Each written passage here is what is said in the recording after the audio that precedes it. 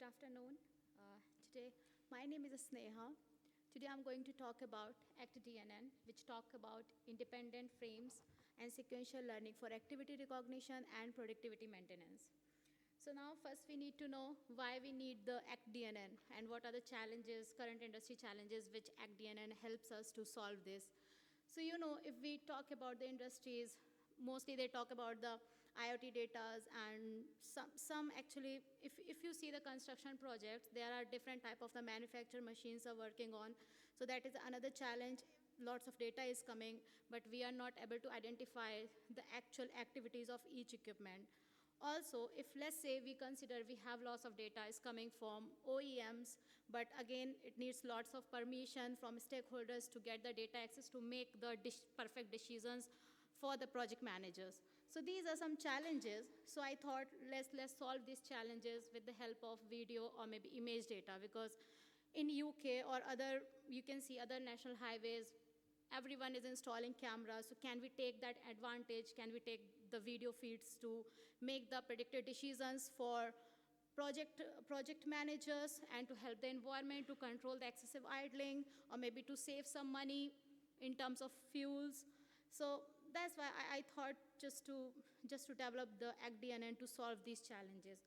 Again, if we talk about the video, and that too from the construction site, so those are really cluttered, noisy background, dirt, dust, lots of problem will be there to identify the activities. On top of that, the occlusion. So these are some challenges we would like to show how these ActDNN can solve these challenges. So in this one, actually this is the overall framework, how it would look like. We actually have the data from 10 different sites. So these are the real-time data. We have 10 videos from different sites, no matter where the camera was installed, but it covers 4 equipment, 1 excavator, and 3 dump trucks. So definitely, if we have 4 equipment, there will be challenge for occlusion. Some equipment can be hidden from other equipment.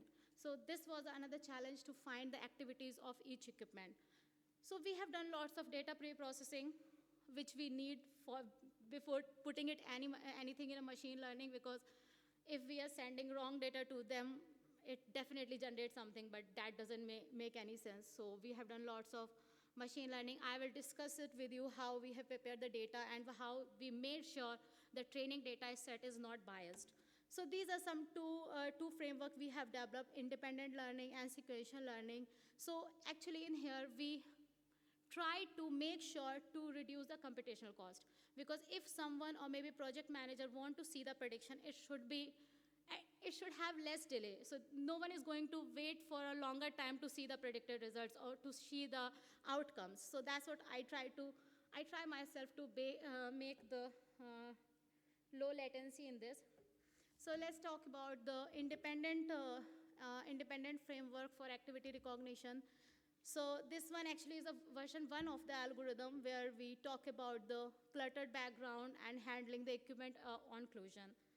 So let's see how it is doing. So to avoid the data biasing in the training, we have used multi-level stratified K-fold approach, where we made sure the ratio of all the labels should be equal in training, testing, and validation data set. So we have done the zero-shot learning to test our algorithm 2 times to see what we are giving information or knowledge to the network that's making sense, or the results or maybe the prediction algorithm will make, it's not making the biased prediction. So these are the some data processing we have done. You can see some of the figures in here, how we have done some coordinates. I have prepared the coordinates using bounding boxes so that we can avoid the cluttered background from the construction side.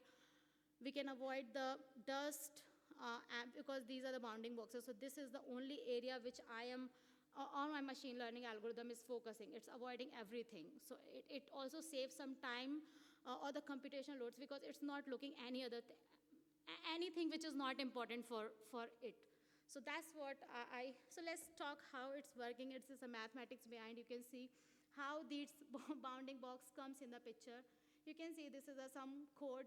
You can see we have some coordinates, xmin, xmin, and xmax. Based on these coordinates, it's defining the location and the position and the type of the equipment based on these one.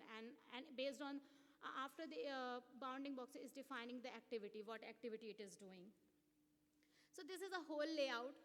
Now we understood how the data look like, what I was trying to do with the data set. Now this is the final, our framework, how the ActDNN look likes and how it works. So the important thing would like to tell you here, to avoid the computational costs, to make the faster predictions, to make the faster decisions to the project managers, I use the residual networks so that we have a pre-trained network which is already available, freely available to use anyone.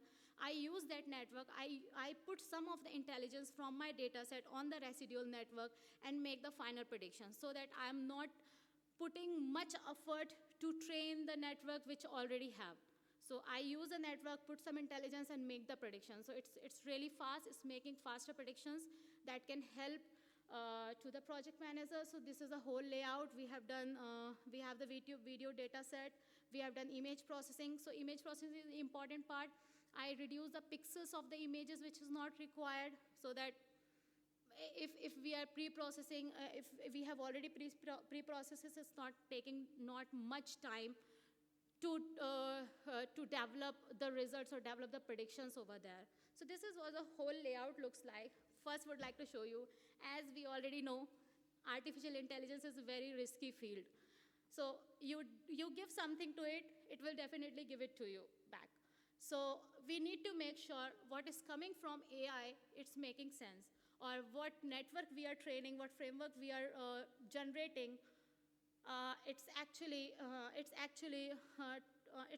making sense based on the error, and it's not over-biasing, it's not overfitting. So you can see the learning curve I have shown in the left. So this is showing how the network is converges based on the errors.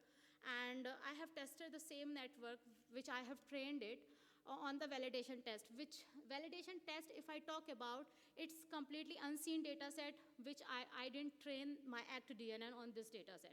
So this is unseen data set. So this is the error. You can see after 25 events, we have used early stopping. So once we realized we have less error, it's getting converges, it's getting stable. We reduce we stop the iterations, we stop the further training, and we realize, okay, that's what we need. So because from after this, it's not reducing. So this is what the stable network we developed. So these are the some results you can see. Individual equipment, individual, from individual frame, we have 5 type of the activities like idling, swing bucket, load buckets, dumping, and move. So you can see in the idling one, it makes actually good predictions. We have true positive, like higher number of the true positive and lesser number of the false negatives. But if we talk about the swing bucket, we have 72 numbers of false, means when the network is trying to make predictions from swing bucket, because sometimes because it's swing bucket, right? The frame is somehow, the frames is disturbing. So that we need to see why it is making, at this point, my ActDNN was failing because it has a blur. It was making move. So that is why I realized it's failing my network. But overall, if we talk about the overall performance of the ActDNN, you can see we have tested this on the test data set, which was again is a 2 part of the data set, which is unseen from the training data set, and we got overall accuracy 99%. So which was actually a good indication. But I thought, what next we can do with the ActDNN, how we can make it better for the people. So these are some of the results. If we visual friendly results, so that you can understand how it's making predictions. So you can see this is my pre-processed image. I have removed, or I have just removed the pixels, which is not necessary. So this is how it's making prediction. It's making bounding boxes, and on the top of that, it's showing the frames and the ground truth and the predicted output. So these are some of the visual results, and the right side is showing the whole table of accuracy precisions. These are the numbers which is showing, just to show you the overall performance of the ActDNN. Now I would like to show you how we can move forward what we have developed in the ActDNN. Can we talk about the activity over time, activity transition over time, because this is really important for productivity calculation. So this is a whole whole layout of the sequential learning. So this is the data set which I have done, again, learning curve, just showing you how the network is making prediction and how well it's converging. This is a whole framework testing, is a one frame, one whole video, and it has 1,600, 160 video frames that's making predictions over time and comparing with the actual ground truth. So this is some of the performance and the accuracy of the results. You can just have a look. I have also compared my findings of earlier research or the other fellow researchers and how, based on the accuracy and the performance. So this is what the real world challenge which we solved. We have improved the vision-based activity recognition. We solved the interoperability issue in the mixed fleet. We have also enhanced the temporal and semantic resolutions, telemetric-free monitoring, because we just need one camera, no matter how many manufacturers are sending their equipment and making the job. And this prediction is actually real time. So within a second or within a minute, you can get the project manager can get the decisions. So I finally would like to thank to my team who supported me during this work. This is the NEDYC lab where I have conducted all the experiment. If you would like to have a look, just please reach us. This is the data set. Once I got acceptance from EC3 paper, I published all the code online. So just please have a look. So have a look of the code and all the data set in the GitHub, my GitHub profile. So thank you so much for your attention and time. And yeah, thanks for EC3 for having me here.